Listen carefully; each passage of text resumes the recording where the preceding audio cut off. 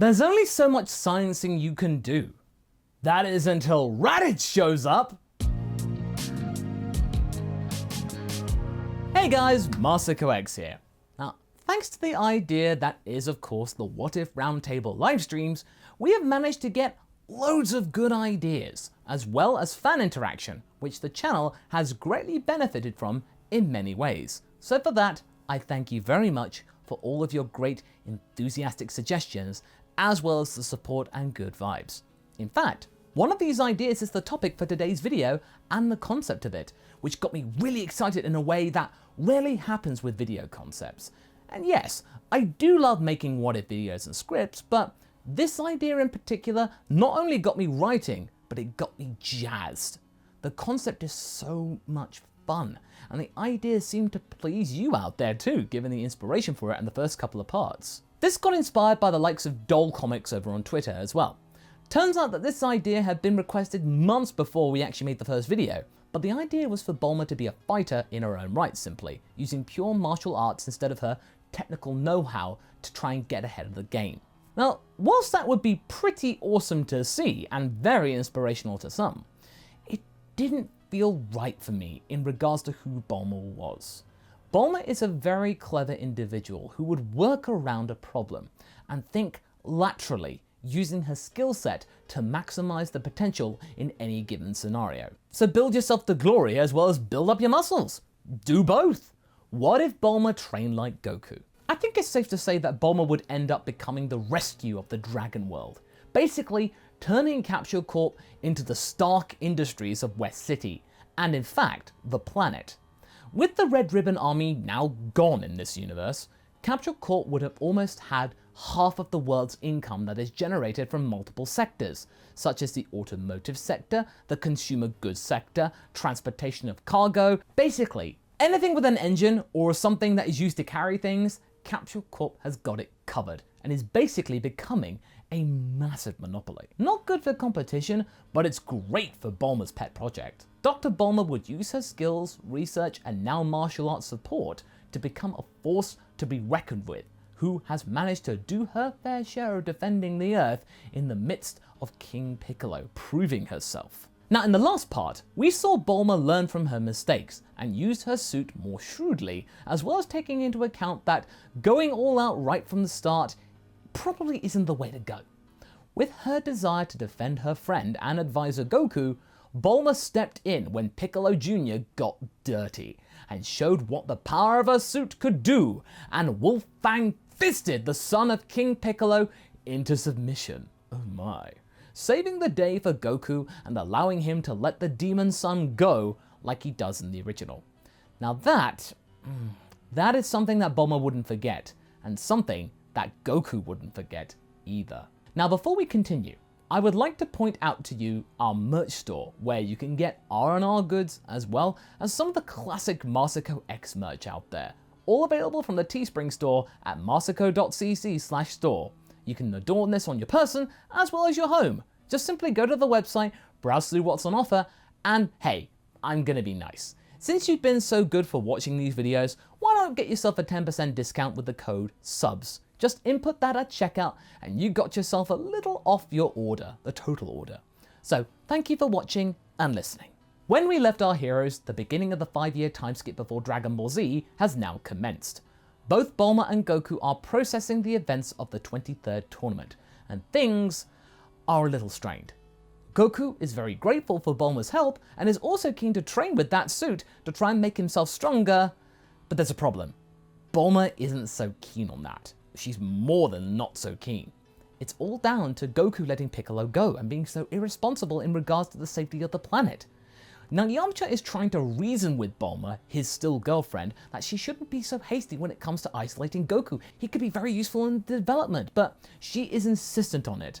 For the next 5 years, Bulma cuts off contact with Goku entirely, not receiving phone calls, visits, or even looking at him if they passed in the street for some reason whenever they came to buy groceries. It's total blanking. Yamcha is a little worried, but in a way, not too worried.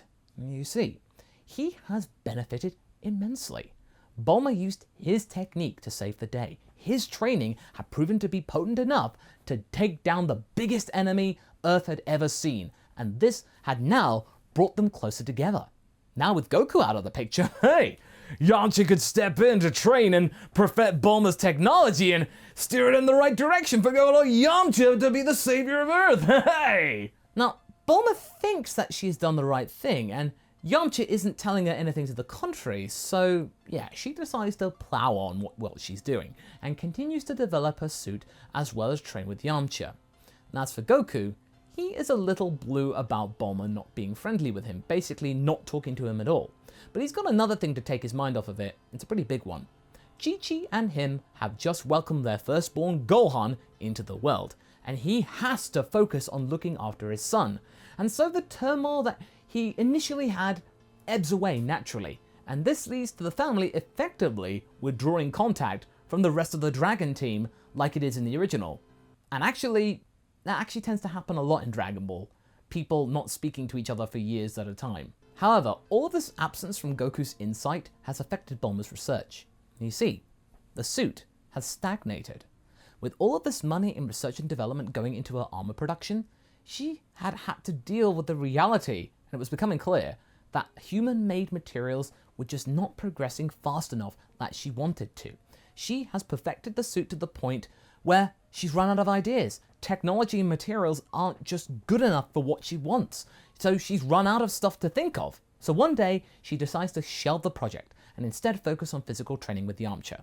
This does have a knock-on effect. He doesn't pursue his baseball career. I mean, think about it. Why would he need to? He's got a job being the chief martial arts instructor to the future owner of Capsule Corp, one of the richest women in the world. He's got it made. And yes, Bulma does pay him on many levels. That being said, Bulma isn't entirely happy. Yeah, sure, the relationship that she has and the training, yeah, that's great and all, but the innovation and lack thereof in her suit side of things is getting her down. She hates not knowing something and being stuck. It's really getting her down. And this continues on for the rest of the time skip. When we get to the start of Dragon Ball Z, Bulma and Yamcha are still together, and Bulma managed to do a little bit of innovation in that time, but not to the level that she hoped or wanted for, or had seen when she first made the suit, the rapid progress there. All that she was able to do is make it a little bit more flexible at the joints to try and allow for swifter movement now that her physical power had increased, and she'd gotten quite a bit bulkier and faster. And if you're wondering, her power level right now without the suit is 200. Now, why the massive increase? Why the doubling? Well, she has spent most of her time just simply training with Yamcha on the physical level without the suit. So what else could she do? The suit had barely changed. What was the point? And it still had the same attributes as before. And this also means that Yamcha, at present, when the gang meet at Kame House, is stronger too. Almost as strong as Goku. In fact, you could say, and slightly stronger himself. So yeah, they're at Kame House. Goku arrives. He's got a kid. We then get Raditz arriving and doing his thing with Krillin, damaging Kame House and whatnot. Bulma and Yamcha try and stop Raditz from kidnapping Gohan, but Bulma can't get to her suit in time, and yeah. Raditz is way stronger than them, and without her armor, she doesn't stand a chance. When Raditz disappears, the gang are left musing the situation, and the attention turns to Goku and Bulma, and then Piccolo. Piccolo had his interaction with Raditz, and there is now a three-way stare down between himself, Goku, and Bulma. All three recognize the power that has just arrived on Earth, and that they do need to put their differences aside and join forces to make sure that there is still an Earth there. Bulma's anger towards Goku subsides for a moment, and she says that she is happy for him that he's managed to settle down and have a family. And as for Goku, he's easily quick to forgive. Well, I've been waiting for you to come over and hang out and stuff. I don't know why you had to lock yourself away from me. Come on. Bulma is nonplussed. He was just waiting for her to make the move? Why you? That's gonna have to wait. Yamcha and Krillin wait at Kame House. Shouldn't you go with her, dude? No, this is something that she needs to figure out herself. It's none of my concern. Besides, did you feel that power, man? I'm getting mixed up in that. When they arrive, it's now 3 versus 1 instead of 2. And with Bulma's armor and its power unable to be read, Raditz is having a great time mocking this weak little girl getting ideas above her station. Her suit can power up to a sustained level of 700. It still has the same 3.5 times multiplier as before, showing that her suit's overall power hasn't changed at all. It's stagnated. What this means is that when all three attack Raditz at once, he is actually having to watch where they are hitting him and being careful. Collectively, they're pretty strong. And when Bulma gets the first surge boost, remember she had 3 of them, it actually does some damage. With a flick of a switch, Bulma cranks up her fist and delivers an uppercut to Raditz, sending him reeling backwards, and allows for Piccolo to deliver a kick to the torso, which manages to wind Raditz enough for Goku to then smash a Kamehameha in the direction of him. And Piccolo is impressed by this tag team technique. Huh, not bad. I'm glad I'm not at the receiving end of one of those anymore. Bulma turns around, still angry at him. You wait until this is over. I'll remind you how it feels. Goku then tries to calm them down, but Raditz then counters with a double sundae, which they all have to dodge. Bulma's temper is getting in the way, and she needs to calm down. She then has a plan. She will go to the pod and grab Gohan and get him to a safe distance. However, Goku interjects. I'll do it. Bulma, you go in and distract Raditz. Huh? But you're the fighter here. Sure you want to face him. I do, but right now, you're more powerful. I'll be quick. Now let's get at it. Piccolo then decides to charge up his special beam cannon, as Bulma then does what Goku says, goes straight in and tries to distract Raditz. The disconnect between her scouter reading to Raditz and her actual power is giving Raditz a bit of a headache, and he can't quite grasp the situation, and this is allowing Goku a little bit more time to try and grab Gohan out of the pod. Bulma can sense that she needs to get this over with, and she decides to plow her 2 remaining surges into a double gut punch, akin to Gohan's rage boost, only stronger. With one double punch, Raditz coughs up a ton, and is left winded even more so, and reeling on the ground trying to get back up. Damn it all! What are you, woman? How can I not read your power? What are you doing? Bulma is feeling pretty smug, and she then explains that she's managed to outsmart the monkey's thinking, by using technology to solve the problem.